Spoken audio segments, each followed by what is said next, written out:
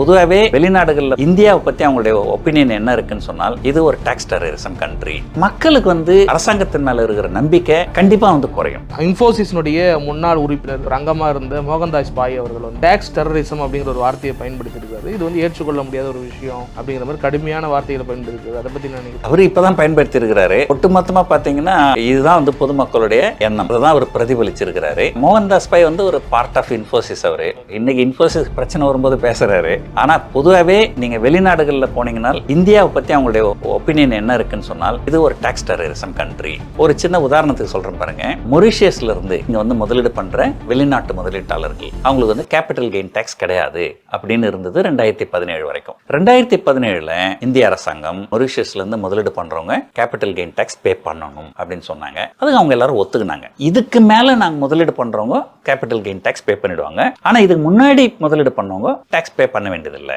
அது grand ஃபாதரிங் class அப்படின்னு சொல்லுவாங்க அப்படின்னு சொல்லியிருந்தாங்க. அது சரி. இப்போ திடீர்னு இந்த வருஷம் 2017 முன்னாடி முதலீடு பண்ணவங்களும் இப்போ நீங்கள் கேபிட்டல் கெயின் டாக்ஸ் பே பண்ணணும். அப்போது ஒரு அரசாங்கத்து மேலே மக்களுக்கு எப்படி நம்பிக்கை வரும்?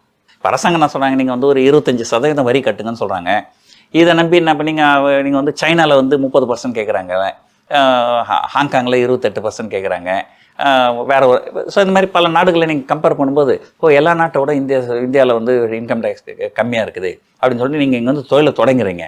தொழில் தொடங்கி ஒரு 2 வருஷம் கழிச்சு திடீர்னு நீங்கள் இங்கே 50% டேக்ஸ் அப்படின்னு சொன்னால் அப்போ உங்களுக்கு என்ன தோணும்?